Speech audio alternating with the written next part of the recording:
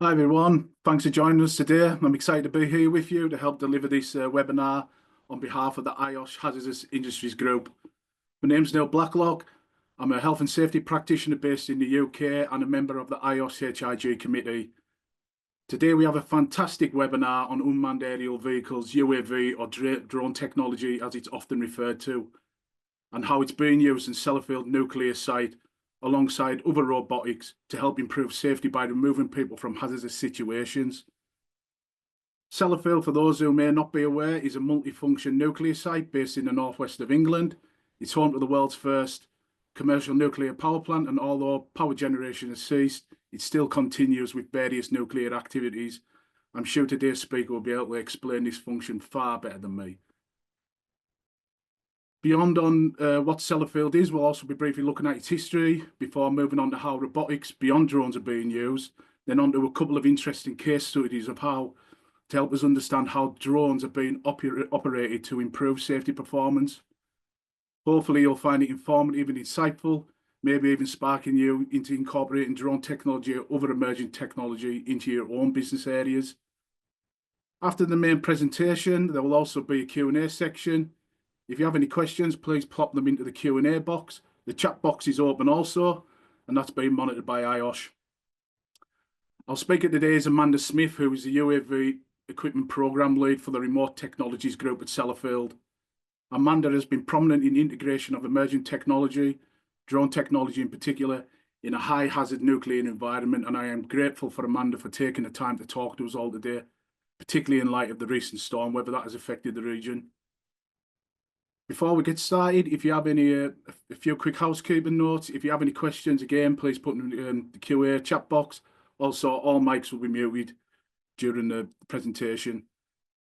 Please also follow IOSH HIG on LinkedIn for more content in the future, webinars, articles, etc. And that's it really. Thank you again for joining us today. And without further ado, let's get this show on the road. Amanda, it's over to you. Thanks, Neil, and thanks to IOSH for inviting me along to do this webinar with you guys.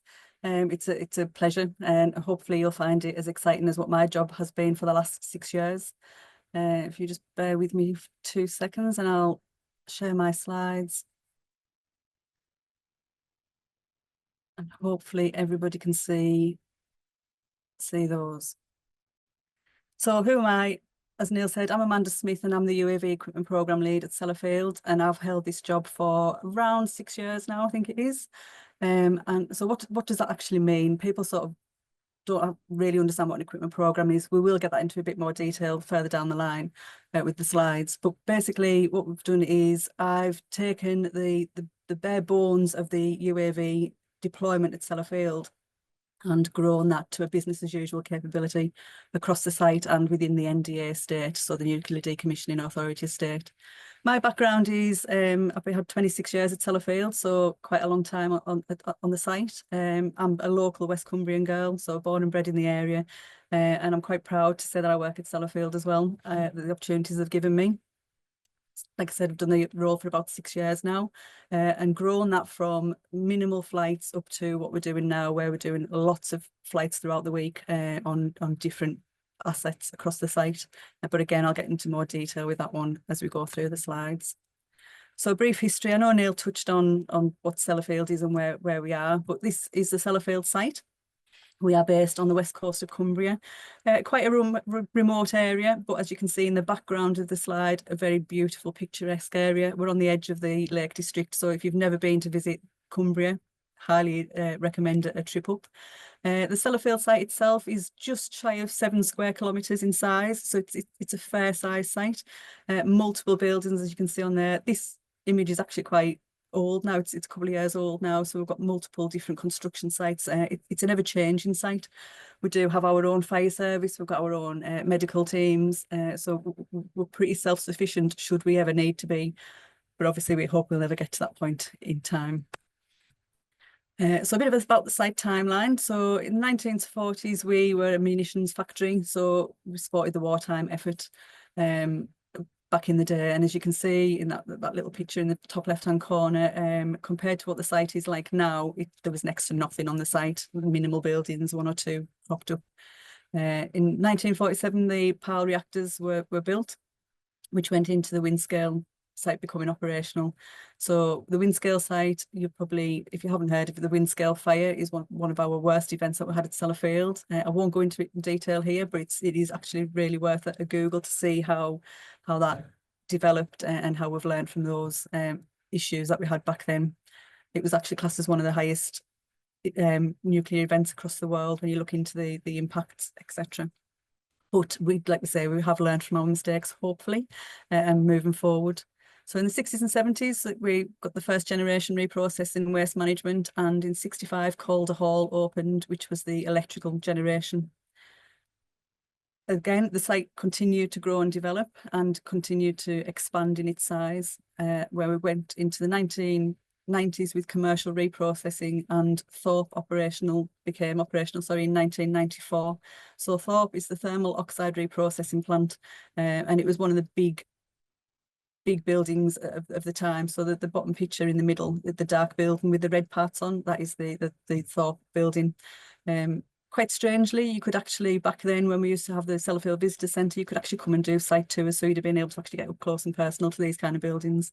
Unfortunately, that's all stopped now, thanks to the terrorist attacks that we had in the early 2000s. So it's a bit of a shame that we can't actually show our site off in as much detail as we would like to this day. But as we move through the timeline again, so to me, the 1994 doesn't seem that far away, but it's actually obviously over 30 years away. And now we've gone through the decommissioning and pile demolition. So we're now going towards the whole decommissioning of the site, because we don't actually reproduce anything anymore. It is all into that care and maintenance kind of phase that we're heading towards, and the decommissioning. So as it says there in the 2020s, future decommissioning, that's what we're all about. As part of that, I said earlier, we do have construction sites, but we need to construct new buildings to be able to allow us to decommission the older ones due to the conditions of them and the life assets that we've got. So what's left to do? So again, a lot of people think Sellafield's closed, we don't really do anything. But what we do need to do is, like we say, we need to build new facilities to help decommission the old and aging assets. We need to do controlled demolition and decommissioning of legacy facilities. We've got long-term storage of material. So a lot of people will have heard about the geological disposal, and that's the underground disposal that we need to look into as an option to store our waste. Continued operations of key facilities. So there is facilities that we haven't just shut the doors and everything and kind of gone, yep, we're not doing anything anymore. So some of these facilities do still operate in different guises. And asset care. So all those buildings on that site need looked after. And as Neil touched, we have had one of the worst storms that we've had in a number of years over the weekend, Friday particularly. So those kind of storms do come with challenges of their own. So we've got to make sure we've got to maintain our power, etc. Again, we can't just close everything off. We need to continue to maintain things. So the site work scope currently extends to 2120 and probably further now. So we've got a long way to go still.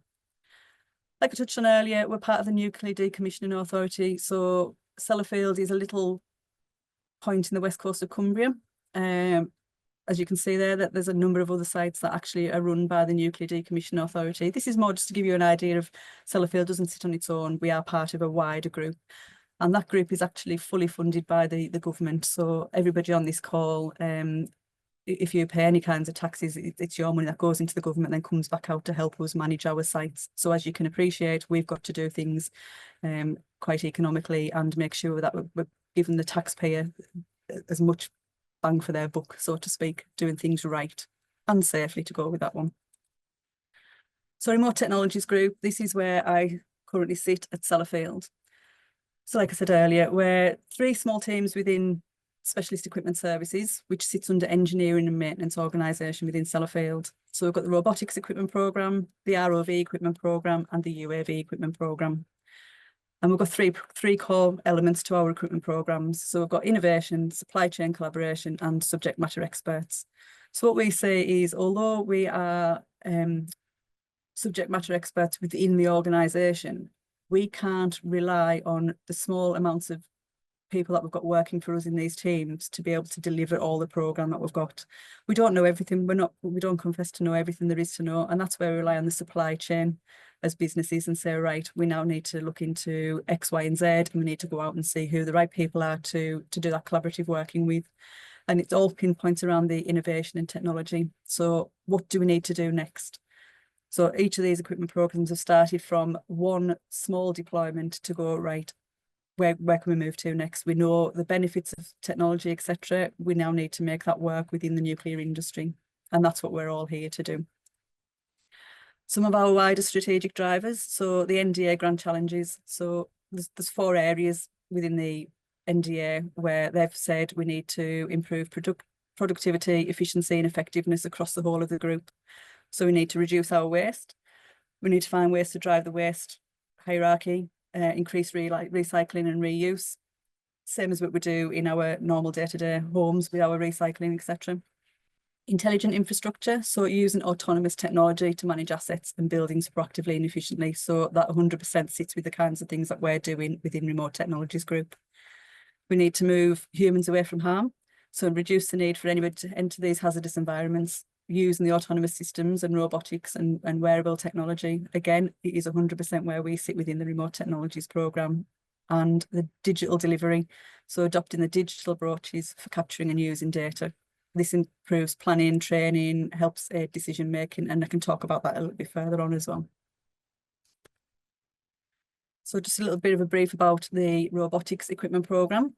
So it supports a number of the site facilities, and these are some of the kinds of things that they do within the equipment programme. You will see that there is a bit of an overlap, so a bit of a common theme that runs through the equipment programmes, and that's there for a reason. So with intelligent customer for robotics, so we're involved at all stages to ensure fit for purpose and sustainable robotics applications. We provide engineering support to key value streams, and that's to make sure that that everybody understands what they need to be doing with the robotics. Ensuring maintenance and lifetime records, etc., training are all standardised across the site, ties in with the NDA requirements. And this goes back to what I said earlier as well. So if we actually have the standardised approach, it means that we haven't got multiple areas paying the same amount of money to do the same things. So again, it goes back to saving that taxpayer money and ultimately being more efficient with what we do at the Sellafield site. And we can focus that effort, the time and cost onto something else that is more key. Maintaining central control of contracts with supply chain partners. So it goes back to the previous slides, that collaboration, us as the SME experts on site, intelligent customer, having that link so that we actually know that we're getting the right things across to what we need to do. And working with plant designs to meet future needs for technologies. We all know technology is changing rapidly, so we need to be able to make sure that we're on the forefront of those changes. And there's just a couple of examples of the KUKA robots and manipulator arms that we do have at Sellafield. So the ROV equipment programme. So this is UGVs and ROVs, so unmanned ground vehicles and remotely operated vehicles. So we do use these again for remote visual inspections across the site. And some of the areas that they go into are like the underground ducts, radioactive cells, storage ponds. But it's not limited to those either. It's any application that we can get these into safely to remove people from harm, etc. So again, some of the benefits of using them, we can access areas which humans either may struggle to get into for the sheer size, or because of the areas where we've got high radiation or contamination, where we shouldn't really be putting people in if we can deploy technology in there. We can look at each own task as it comes in and choose the right piece of equipment to go and support with that access requirement.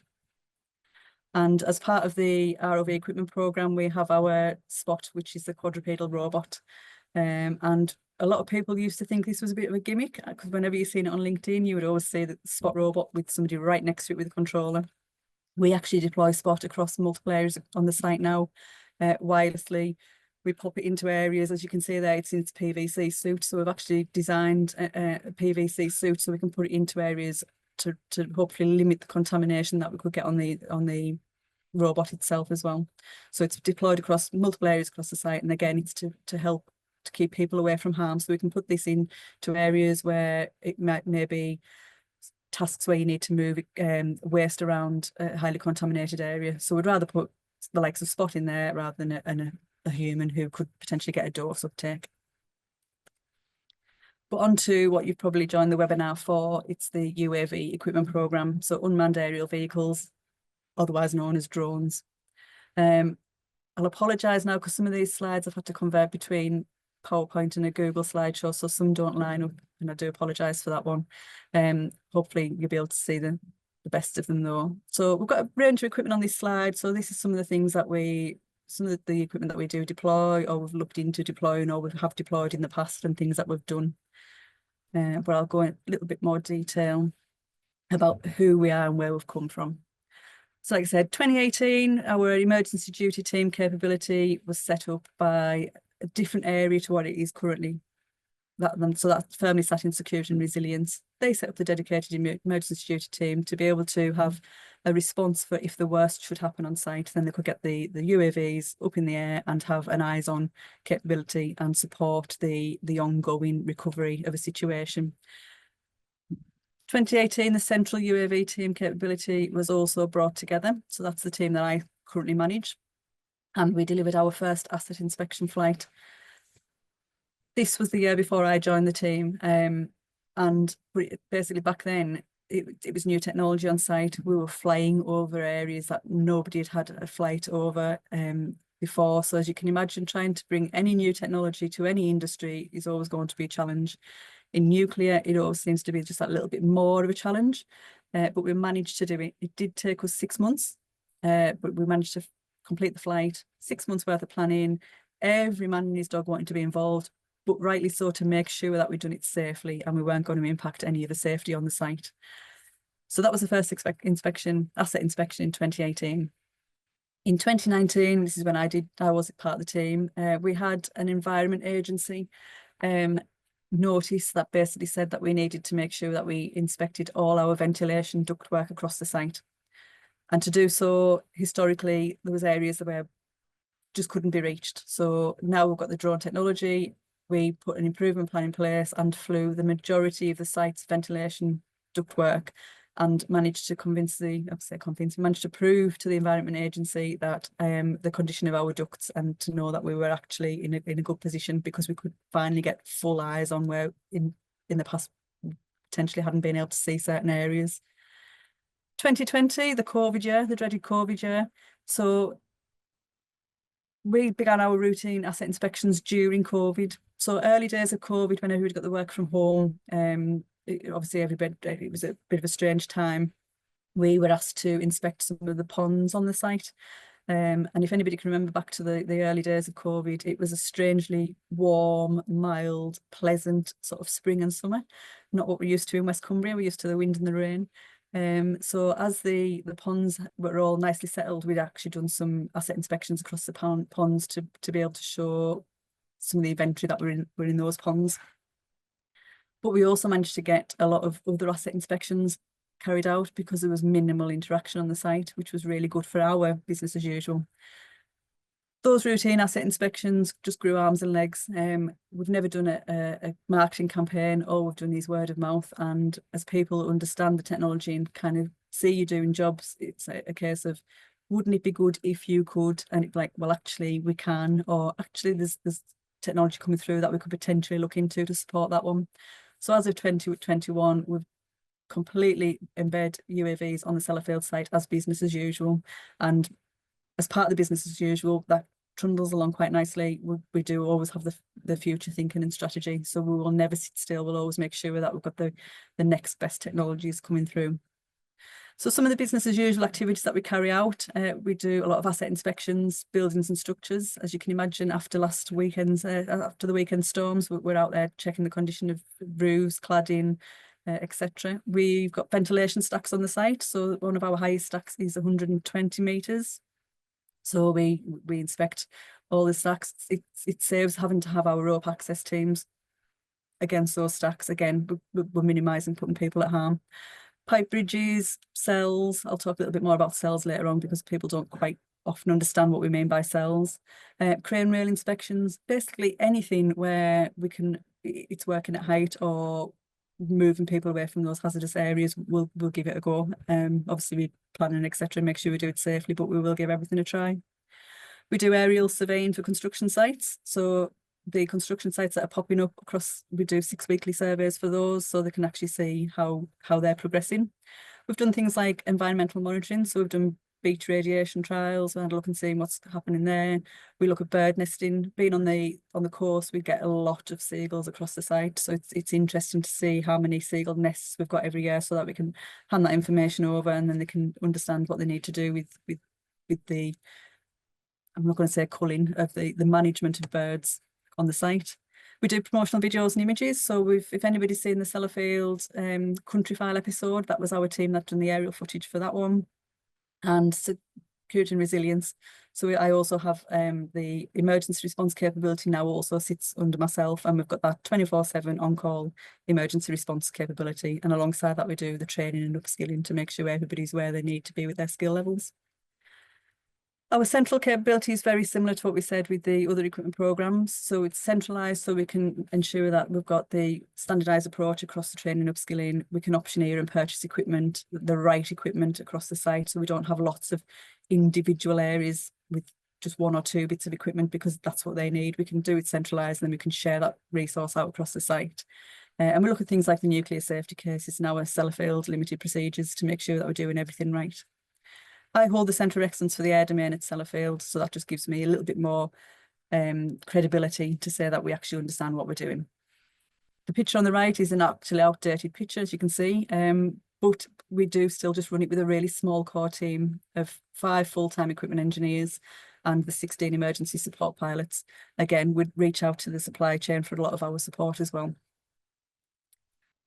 So some of the achievements we've had over the last 4 years, and I've done 4 years because that's when we've embedded the business as usual. So we do over 200 complex asset inspection flights every year on the Sellafield site.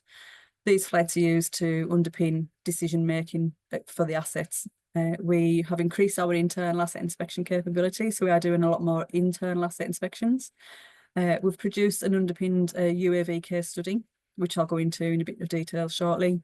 And we are a national award winning team. So we were highly commended at an engineering manufacturing awards for the use of UAVs in the health and safety category. And we were winners of the nuclear manufacturing awards, and that was for the innovation category, again for using the UAVs across the site. So as I touched on there, this is a bit of a case study of how we justify how we can prove the benefits that we deliver across the site. So this little yellow shaded area is a part of a pipeline that goes across site.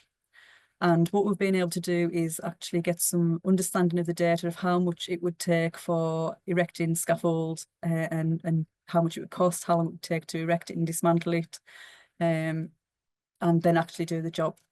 And what we worked out there is we've got single pipe bridge inspection, and what we've worked, if we avoided using the scaffold and we've done the inspection using a drone, we can actually remove 3,500 hours of working at height. So that's the thought of actually sort of having to do each section build on scaffold, etc. We've accelerated the decision making by collecting the data 16 weeks faster. Again, we haven't got to wait for all the processes to go through of being able to be signed off to build the scaffold and then build the scaffold, etc. And it was cheaper. So the amount of costs that we've saved for scaffold, and I've probably got some people going, really, does it cost that much? But it really does cost that much. We had a quote from the teams at the time. It is a decent chunk of scaffold that needed to be built. But what we've done was we were actually able to go and fly this job and got the data out super quick compared to what it would going down the lines of using scaffold. But what we were then able to do is we were able to use these figures and produce norms. So like I said there, we work as safer, faster, cheaper.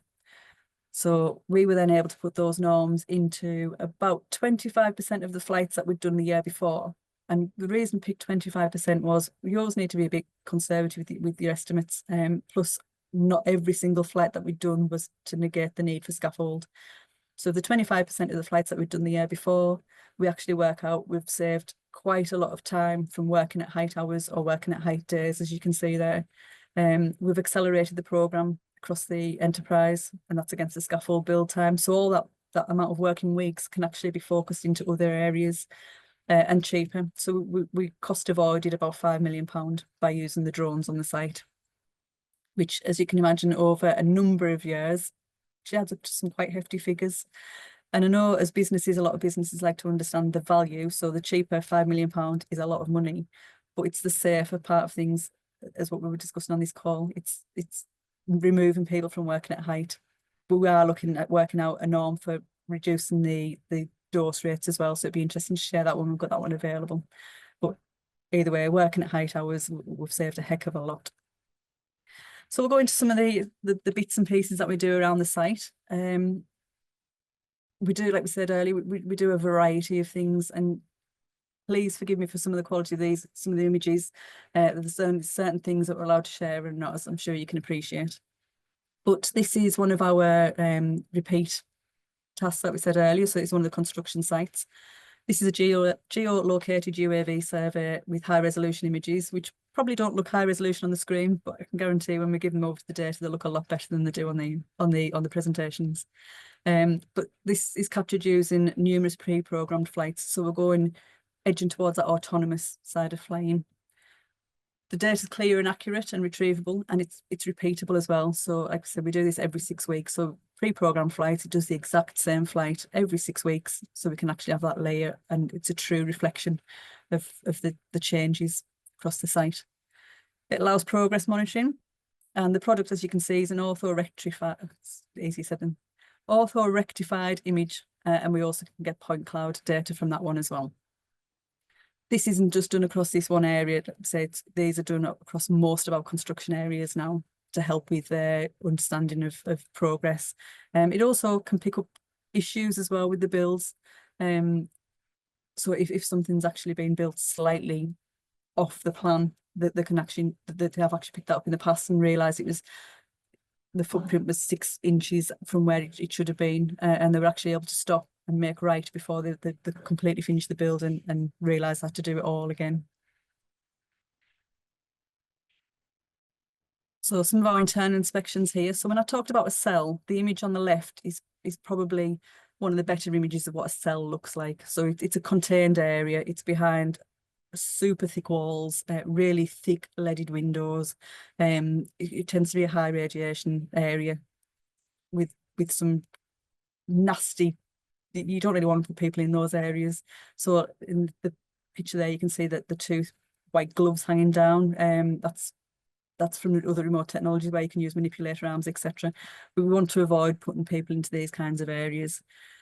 And the 2 images on the right show an incident that we had in one of our cells where we actually had a bit of a dropped load. So a piece of equipment failed and dropped its load.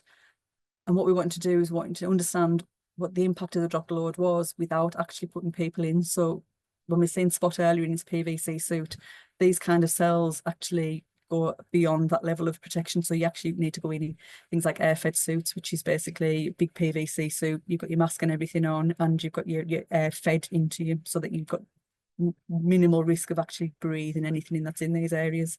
So as you can imagine, if we can get away without putting people in, that's exactly what we're here to do as Remote Technologies Group. And these images, the bottom one, if you look at the disc on the top, you can see a bit of a dent, but basically from the images that we've been able to produce from accessing that cell using the drone technology, the engineers were able to come up with a recovery plan, know exactly what needed to be rectified without actually putting anybody in there. Then they could focus their efforts on understanding if they needed to put anybody in there or if there was other ways around retrieving the equipment that they needed to repair or fix. Some more internal inspections. So the image on the left is, again, it's an area within Sellafield. And this is an area where historically, when we talked about decommissioning, buildings had a process that they needed to be part of years ago, perhaps. And once their need came to an end, a lot of the areas were kind of like, right, is it safe? Yep, should we shut the doors on it? And we'll deal with that when we've got a bit more time, effort, whatever it needs to be. So this is an area where those doors were closed. And we've come to do the decommissioning on it now. And as you can see, it's one of those kind of areas where you think, do you want to put somebody in after 20 years, not knowing the state of an area? So what we done a drone flight within the area, and we were able to then hand that information over to the engineers again so that they could do decision making, so they could understand which areas we could allow people to access, other areas where we're actually seeing some really bad corrosion on steelworks, etc. So we want to make sure that we're keeping people away from that area. And this is actually one of the areas that we deploy SWAT in now, because it makes sense to actually be able to put SWAT into the area to retrieve some of the waste, as opposed to putting people in there to get them the dose risks, etc. again. Some of the other images on the slide, we've got some underground ducts. So the top image is a sewer trench that runs under one of the roads. So we've had one of our drones in there. Not a nice job, but we would rather put technology in there than have somebody crawl through these spaces. Likewise, the one on the bottom, it's a very similar, it's not a sewage trench as such, but it's the pipe bridges that we were talking about. So you get pipe bridges where they are exactly what they say. They carry pipes across the site, but in a protected case, so to speak. And as you can see, again, it's another really tight area. So if we can get our drones or our remote technologies like the crawlers into these areas, then we can help out with the engineering decision making much easier than trying to squeeze people into these gaps. And the image in the middle is just one of our crane rails across the site. So say just one of the crane rails. But again, if we want to inspect something like this, we would need to get MUP, so mobile elevated working platform, or scaffold built to be able to get up there and inspect the crane rails.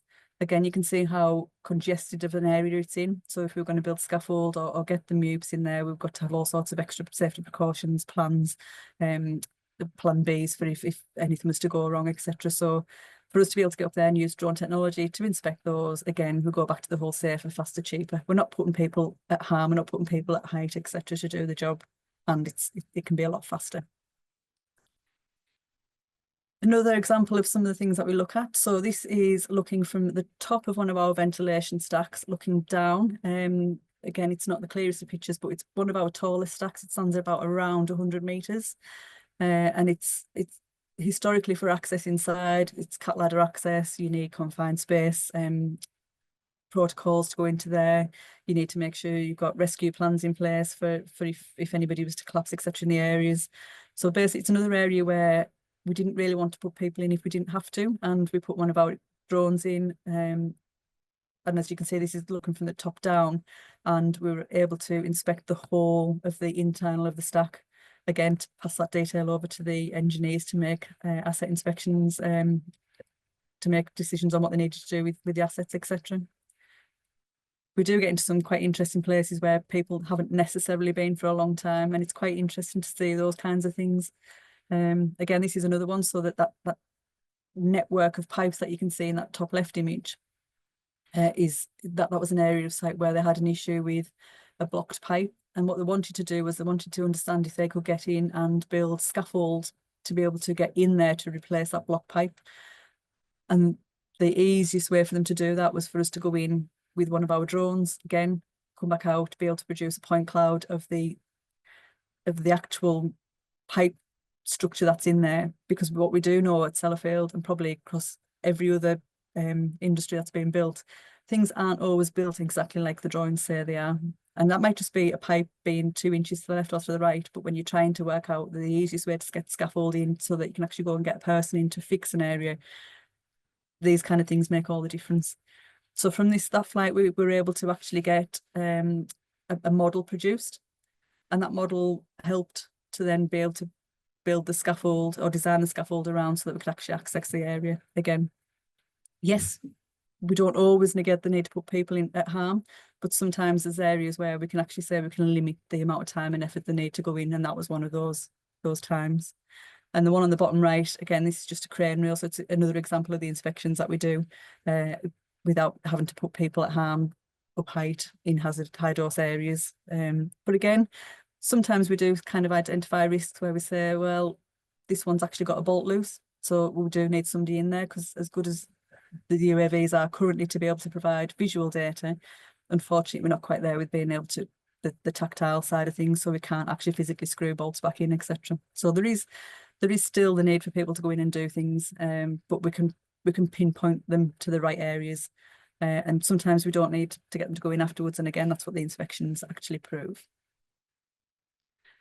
So moving on to some of the sort of more forward-thinking things that we do as well. So we look at new deployment options and capabilities. So this image shows one of our drones being tested with a G10 radiation dose monitor on the bottom. So the red 3D printed bracket is one that we printed in-house at the Centre of Excellence just off-site at Sellafield. And we've done some trials to see, could we actually use that to be able to go and get dose readings from structures or areas. And again, it's all about keeping people away from harm. So it's keeping our health physics monitors away from harm if we don't really need to put them there.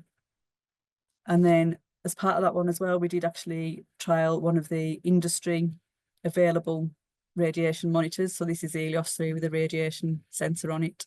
And we've done some trials on that. And it's always good to work with the supply chain. So again, go back to our 3 core principles with the supply chain, SMEs and innovation technology.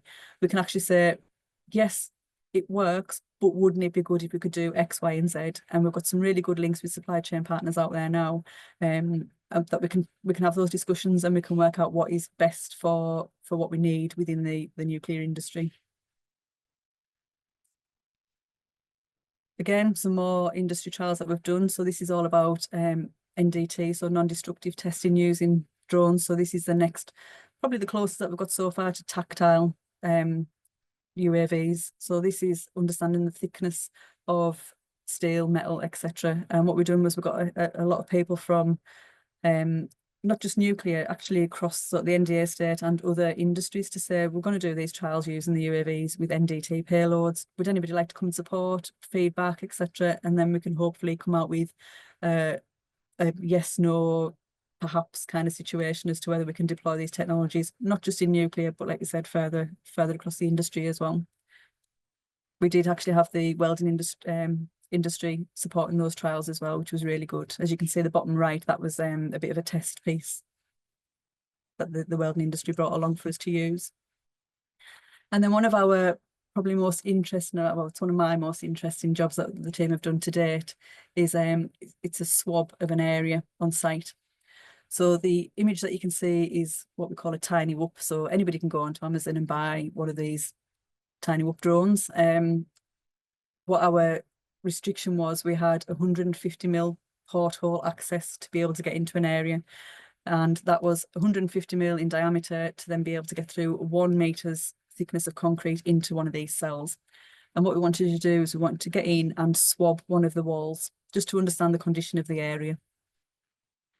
There is nothing, or there was nothing at the time on the market that we could actually go ahead and buy, because what we like to do is most of the equipment that we use is off-the-shelf equipment, so that it's easy to deploy at Sellafield. What we've done with this one is we bought the tiny whoop off a good old online provider. The 3D printed the red bracket, as you can see that's on there, and put one of the health physics swabs onto the bracket. Now, yeah, it was a bit trial and error, but the area that we were working with were happy for us to do this testing because they were really keen to understand the condition of the area that we were going into. So what we done was we really crudely tied a bit of fishing wire, because we were also wanting to be able to retrieve this piece of equipment, because we've got the swab on the end of it that we need to then test. So we need to make sure we could retrieve it. So on this slide, this is an image of what the area actually looked like. So as you can see there, we've gone from the top. It was likened to being sort of like the, if anybody can remember the aftermath of the 9/11, where the World Trade Centers were all just bits of iron and clad buildings and bits stuck up everywhere. That's what it was likened to. So it wasn't the easiest of areas to fly in, but the team did actually manage to get in and swab that area against the wall, like you see in the red rectangle, and were able to come back, retrieve the swab, which was then tested to be able to give the plant again an idea of what the condition of that area was actually like. So it was an interesting challenge for the team. We are looking at going back in and doing something very similar, but hopefully we'll be able to build on the work that we've done last time. But as part of this as well, the Game Changers logo that you can see there, what we realised was not just in nuclear, but across the whole of the UAV industry, there isn't anywhere that's actually got a really good quality camera UAV drone that we can use for inspection. So that the camera quality of the one that we used was pretty low, but it was enough to get us into what we needed to see. What we weren't bothered about getting clear images from the drone at the time. So we've gone out to with the Game Changers Challenge and said, right, who out there can actually produce, can build, can make us a drone that is sub 150mm in diameter, that we can actually fly into these areas and retrieve it again, but be able to actually get some really good, clear images. So we have got those projects that are ongoing. Unfortunately, I can't show anything about them just yet. But as soon as I've got any more information, I'm probably happy to share with Neil and the IOSH team if anybody would be interested, and we can get that shared out again. So it isn't just to benefit the nuclear industry, it will actually benefit any of the drone industry in the UK and across the world as well, once we get these sub 150 mil UAVs. So that's a bit of a whistle-stop tour of some of the things that we've done at Sellafield, some of the things that we find interesting as a team. The examples that I've picked out there, it's from the team saying that they're the ones that they enjoyed doing. Excuse me. So I think on that one, I'll pass over back to Neil and see if there's any questions, and hope that there was enough information in there to hopefully spark some questions.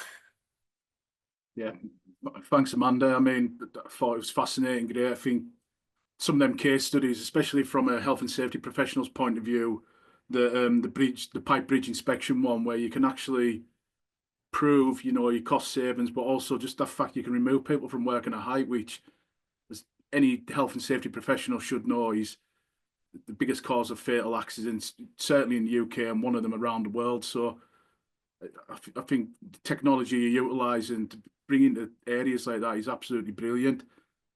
We do have a few questions. I also have a couple of myself as well. Just bring them up here and I'll ask them. I'll just go in the order they came in, Amanda. I'll do a caveat now. If there's anything that's too technical, I'm not the technical driver of my team. That's what I 100% rely on my team for, but I will try and answer what I can. But obviously we work for Sellafield, the nuclear industry, and there's certain things that I might not be able to answer as well. So I'll just let people know that if I can't, I do apologise in advance. That's no problem. So one of them is, so was there much pushback from employees, contractors? Do you have to declare the use of drones to external contractors? On the site, so we always work with the areas that we're going to. So as you can imagine, when you're starting to deploy technologies to begin with, a lot of people are like, oh, robots are going to take over our jobs. And what we say is there's always going to be jobs for people. We're just focusing them jobs in the right area. So we can go and actually have a look. We say about scaffolders, because obviously that's one of the key areas I've talked about there, negating the need for scaffold. We're always still going to need scaffold, but what we can do with the drones is to be able to go and say, well, actually, instead of building all of this heap of scaffold, what we can do is we only need this small section. So again, we do the safety side of things. It's like, you guys, we don't need you jumping up and down all these multiple heights of scaffold and putting yourselves at risk if we don't need you to. Whenever we go into areas on site, we always work with the areas. They always know that we're flying, etc. So we've actually got a good relationship with the majority of the site now, I would say, because we've flown the majority of the site. Yeah, no, that's great. As I say, because I think some of the areas, as you demonstrated in your pictures, are really challenging. I think some people must appreciate not having to go into them places and a drone going in instead. So next question, what sensor suite do you use, e.g. EOLL? Question mark. Might be a bit too quick technical.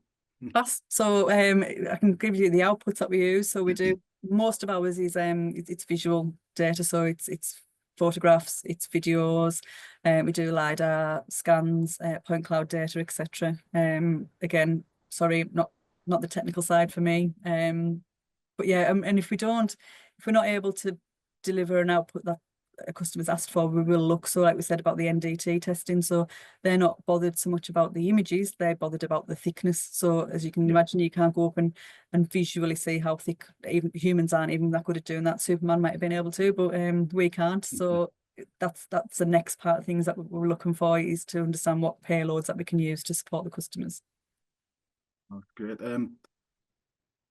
Next one is, what is the typical lead time to obtaining regulatory approvals? It depends on what regulatory approvals that you're talking. So if you go into the CAA, so the Civil Aviation Authority is it's a regulator that, or one of the regulators that we are governed by, so to speak. And you've got multiple different approvals depending on what you need to do. So sounds cryptic, doesn't it? But if you're in the drone world, you'll know if you're flying nuclear, you need your nuclear exemptions, you need your operational authorizations for flying different ways.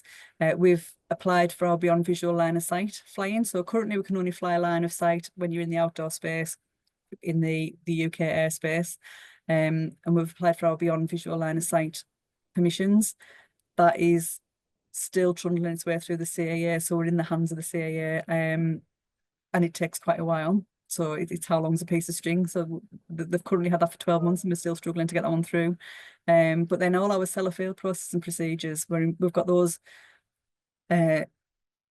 implemented so well that as my team, when they go out to do their jobs, they can do the risk assessments, they've got the flight plans, and if they needed to, so if we're talking emergency response capability, we could actually deploy them. If somebody was on site and ready to go, we could deploy them in an instant. So it depends how long it takes them to actually go and get the equipment and get ready to fly, so to speak. If we wanted, like I said, we were based at Cleator, so we're about a 15-minute drive from site. So if we need to go and fly, again, we've got the right procedures and processes in place. We've built that safety rapport up with the site chief managers and the CNC, so the Civil Nuclear Police, who give us our permissions at the end of the day to fly on the site. And we've got that rapport that they understand that we're safe and we can actually, if we need to do something fairly quick, that they're comfortable that we can do that kind of thing. Oh, it's fantastic and very comprehensive, really, isn't it? I mean, I think a lot of other drone activities that are not happening outside nuclear. There is quite a lot of regulation, but then it's just when you put your layers in hoops you have to go through. Yeah.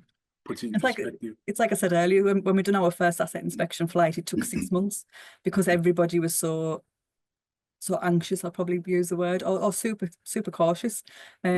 Because we need to make sure that when we're flying across the nuclear site that we're doing it safely. And like I say, over the last 6 years of flying across the site, we've got that proven track record now, the safety track record. So it's good that way. No, not great. Just going on to the next question then. Do you use video to develop video grammetry 3D walkthrough models of the site? Not yet, but we are actually working with the teams who do all the mapping, etc., to understand how we can improve that process as well. So it's something else that we're looking to do. We've got a lot of good ideas for what we want to do, but then when you come to the Sellafield side of things, you've got to make sure that you align with what they're wanting, because what we think is potentially going to be beneficial, it might not be beneficial in the bigger picture. And like we said earlier, it's taxpayers' money, so we need to make sure we're focusing that time and effort and money in the right areas. Oh, fair enough. How is UAV decontaminated to a safe level once it comes out from a cell? So sometimes we don't get it out of the cell. Sometimes it's just in there and it goes as waste. But what we do is, in those instances, we know up front what we're dealing with. So the majority of the UAV you can monitor and you can decontaminate. It's when you start looking at the air that's pulled through the motors, so that you can't actually get into those motor coils, etc., to prove that you've got no contamination in there. So it's those instances where we'd just say, right, well, actually we'll leave the UAV in situ, and it'll either, in fact, we've never actually said we're going to bin one yet, but what we've understood is the cost of replacing one of those UAVs is nothing compared to the cost benefits that you've got from the data that you've retrieved from the other side. So we do have areas on site where we've got the UAV in situ. We've been able to retrieve the batteries out because they're full units where we can actually make sure they're decontaminated, etc. And then we actually go back and fly that UAV another time. So it isn't always a write-off. Yeah. Do you use fiber optics for drones to provide more stable signal? No. No. No, we just use the control units that we've got. We do have sort of signal booster units, and we are looking at the improvements that we can use with sort of 5G networks and all that kind of stuff. So there's improvement programs across the site that we do link in with to say we would like to jump on this bandwagon. If we can get better comms, then obviously it's something that we do want to do. Yeah, so just from my point of view, I'd say the technical challenge with the signal is more to do with confined spaces, things like that, is it? Or yeah, I mean, when you talk about going behind sort of meters worth of concrete into cells, etc., and that's where you've got the signal degradation, where it's the same as any sort of technology that way. It's the same as if you, I don't know, I mean, Spot has the same kind of issues. You can walk Spot around a concrete wall, and Spot needs its wireless networks to be able to understand where it's at. So they lay what they call breadcrumbs, so little wireless nodes as it goes. We can't do that with drones, so we've got to be really good in the planning process to say, well, actually, from our experience, we know if we go beyond this point, we're going to have signal degradation, and so therefore we'll need a booster at such and such a point, and it's all part of the planning of the task to make sure that we minimise that loss of signal. Great. What industry guidance do you use for UAVs? Is there a specific industry guidance or an ISO we can look into? No. The guidance, most of the guidance comes with the CAA for just the generic flying of drones. The on-site guidance that we use at Sellafield is we've got an SLP. So if anybody is from the Sellafield area, an SLP is the site practices. So what we say there is anybody who wants to fly on the site, it's pinpointed towards me so that we know that we help people deliver it safely. So yes, we do the majority of flights, but if we want support or if somebody wants a bit of a different task done, then we work with the supply chain to make sure that we tick all the processes and procedures off. So it's mostly the Sellafield process and procedures, which have actually been agreed with the ONR. So it's our Office of Nuclear Regulators. That's good, great.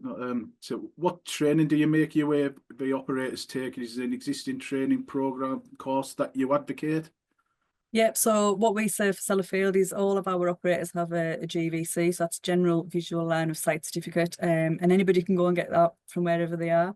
But what we do know is when they actually come to do asset inspections, your GVC is probably your base level of qualification. So we understand that it's like driving a car. So the first time you drive a car, unless you've got some kind of hidden skill that you didn't know about, you're quite sketchy that first time you drive a car. The more practice that you have, the better you get. So your GVC gets you to a certain point where they say, well, actually, it's like your driving test. Yep, you're safe enough, you know what you do and you understand the rules and regulations. Yes, you can pass. But then what we do at Sellafield is we do upskilling sessions. So we've got, we encourage, you've got to, as part of the CAA requirements, you've got to have 2 hours flight time within a rolling 90 days to maintain your currency. It's called currency. So if that is supposed to help keep your skill level up, we go one step further and we offer more support. So we ask for an hour per month. And people are probably sitting on the call thinking an hour's worth of flying, that's nothing.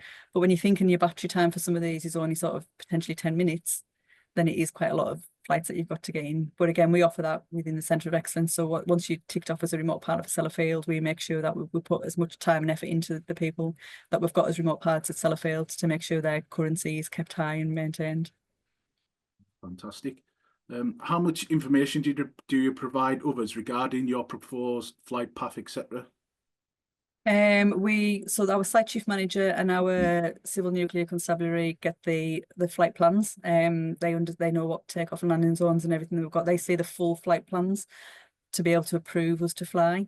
The other information, it depends on where we're flying and who needs to know what. So it is a need to know basis, because what we find is, again, going back to the first flights, everybody wanting to know everything, when a lot of the time they didn't really need to know. They just need to know that we're flying over such and such an area, and we need to make sure those people are aware so that we can avoid clashes with other things that are going on in those areas. How are the risks of distributing contaminated dust by the drones fans managed? So we've currently got a study ongoing by one of our I think it's a technical student, a technical placement student, who's actually looking into the downwash, so to speak, and how it's blown around. But basically what we do is, when we're talking about, if we're going into areas where we know there's a lot of contamination, loose contamination, we work with each individual area's safety case team to say, right, this is our drone, and it's up to them really to say whether they're happy to manage that risk or not, and they'll say yes or no whether we can or can't fly. Yeah, no, like you say, it's good. It's got to be risk-based, really, doesn't it? Yeah. Yeah. And sometimes it's a case of, as you can appreciate, some people go, we'll get a drone in, we'll get the drone to do it. But when they actually factor some of the risks in, that it maybe isn't the right thing to do. Other times it's like, we're going to get a drone in because guess what? It doesn't matter how much they blow that contamination around. At least if we know it's still in a room, then we're happy to take that risk, because the data we're going to get for what we're getting the drone in for far outweighs the risk of moving the contamination around. But like I say, it's all on an individual basis. Yeah. Have you had any issues of drone breakdown or becoming stuck in working areas? No, touch wood and fingers crossed and everything. To date, no. Obviously we get issues with equipment, same as everybody does with any kind of technology. But whenever we've always failed safe. So it's always been on. We do multiple startup checks, etc. We've got the procedures that we've got in place to mitigate this. We do a lot of maintenance. So we've got our own maintenance schedules for all the equipment, etc. So we do everything we can. And again, a lot of this is in line with what the CAA asks us to do, but some of it is over and above. So we do everything we can to hopefully mitigate those. I think probably, I say no, but the one time that we have actually, I'm going to say, lost a piece of equipment was on that swabbing trial that I said about. So the first time it went in, the drone actually, the tether snagged on the drone and we lost one of the drones into that area. But prior to doing the task, we worked with the plant safety case, etc., and said this might be a bit of an issue anyways. So they were happy that, right, we know, we understand the risks, etc., and they were happy if it happened, then they were happy to take that risk. And that's probably the only one that we've actually lost anyway. No, because as I say, I think one of the keys there again is the amount of planning you do and your training and everything. It's all your procedures and everything comes into play to mitigate, reduce that loss. Yeah, I mean, if you look on, sorry, there is a lot of air accident investigation boards, etc. You could Google the amount of times certain equipment's failed, but we use all that learning as well. So if we look at a piece of equipment and notice a lot of faults have occurred, and if we own one of those pieces of equipment, we'll bring that learning into our fleet as well. And again, we share that learning across the industry. So if we've had issues with a piece of equipment, I don't know, say a certain alarm's happened and it's caused an error multiple times, then we'll share that out across the industry as well. So it is quite a close-knit community that we do that kind of thing with. Yeah, no problem. Just quite conscious at times running down because we do have quite a set out. We do have 8 questions left. We'll hopefully get through at least another 1 or 2. But the rest of them, would you be willing if we take them and then we'll sort of issue them out on LinkedIn? Yeah. Answers you. Absolutely. Yeah. Do you design your own UAV or buy COTS or COTS? So the majority of our is COTS or off-the-shelf equipment. We haven't designed anything in-house, but that game changers challenge that we've got is actually, that's gone out to industry and there is people designing it from what we require. So again, I can provide the link to the game changers website, so that can be shared out as well when we share the rest of the answers out, if that's okay.